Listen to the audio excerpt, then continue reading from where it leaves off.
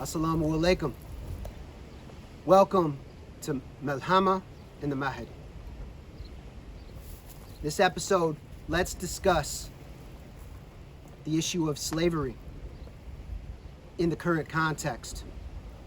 Currently, many of us are aware that there is a pending attempt to enslave humanity through transhumanism, and including financial enslavement, various kinds of enslavement. And I know that many of the Muslimin are very wary of this, worried about this, and seeking to work around this and avoid this fate.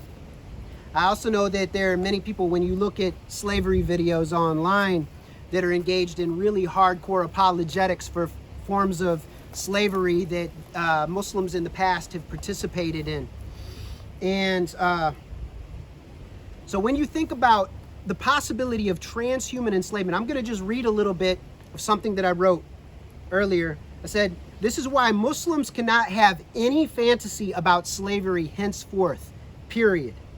All hypocrisy must be abandoned, and Muslims must stand strongly against any form of tyranny, exploitation, oppression, and especially any expressions of slavery and enslavement. It is a spiritual thing with real-world implications that I speak of. We must avoid hypocrisy. If you don't want something to happen to you and your loved ones, then you should not be willing to do it to others. And you should not make excuses for these things. You can doubt me, but I'm 100% confident that I stand firmly with the actual Caliph to come, alayhi salam, as well as all of the prophets, alayhum salam, on this very issue. Many lies have been told about our Nabi, peace be upon him, as well as others. But this is the time of clarification and insight, as a remnant of our Ummah and human species must mature spiritually. The Muslim mind virus contingent deeply desires to bring slavery back when chaos returns. And we can see examples of this in Iraq, in Syria, in Libya. And I'm very, very concerned about this. So don't just imagine that slavery is gone and there won't be attempts to bring it back online. There are Muslims that have this dark fantasy.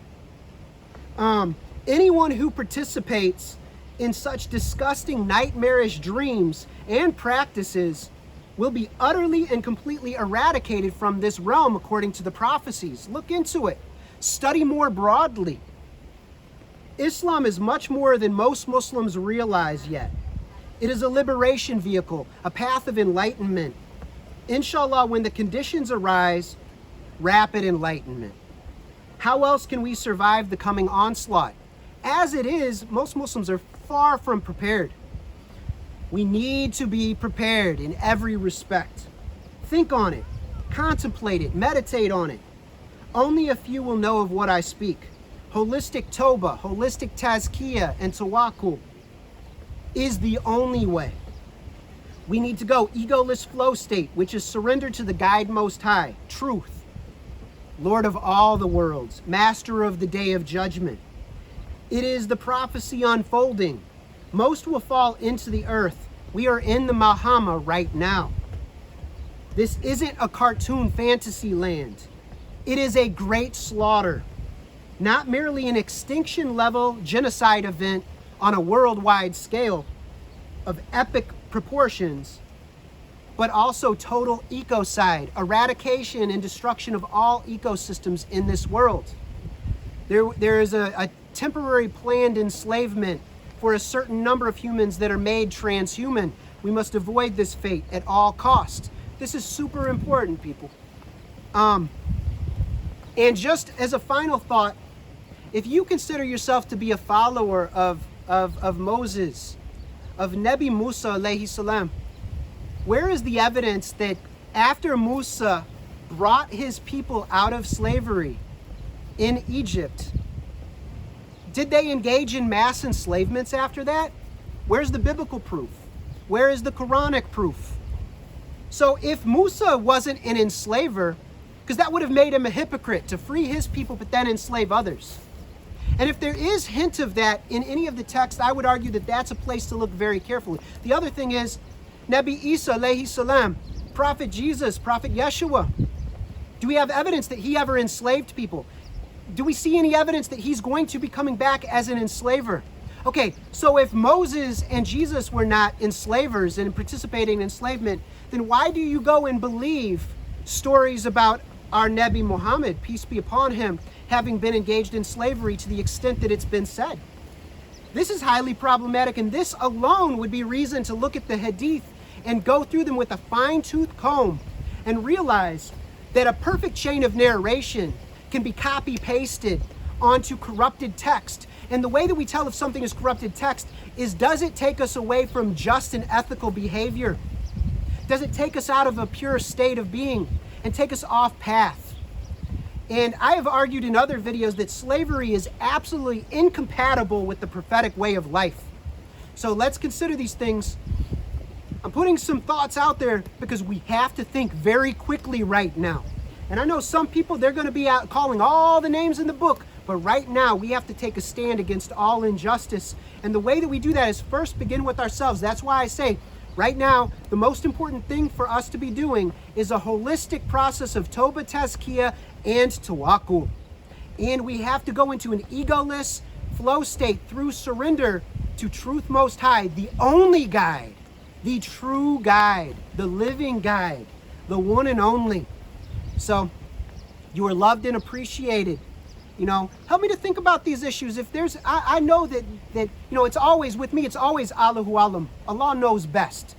I have limited conceptualizations, but inshallah, like, I'm working on expanding my view and incorporating more data into my analysis. So we all need to be engaged in this. We need to cultivate our intellects but above all, our intuitions. Intuitive reason is very important with these times. So anyway, I'm going to go ahead and cut this short, but these are some things for you to think about, to consider, and hopefully, like, just finally, just consider that if someone has a wrong vision or an incorrect worldview, an incorrect way of seeing things, that automatically we have wrong practice. Automatically we have an incorrect way of working our way through the world, of behaving in the world. So we need to have the most excellent and beautiful, ethical and pure thinking, wording, and action toward ourselves and toward others, as Muslims, as humans, and as creation. So the nearer that we draw to the Creator Most High, the more creative we become. We need to surrender to truth now. That means that all falsity must be seen as it is and its holds dissolved. We need to break free from all false conceptualizations of people, places, things, and ideas. Break free from all unhealthy attachments, because that is idolatry. And we stand strongly against true idolatry. Don't be deceived. Don't fall for the okie doke. So until next time, Assalamu alaikum wa rahmatullahi wa barakatuhu.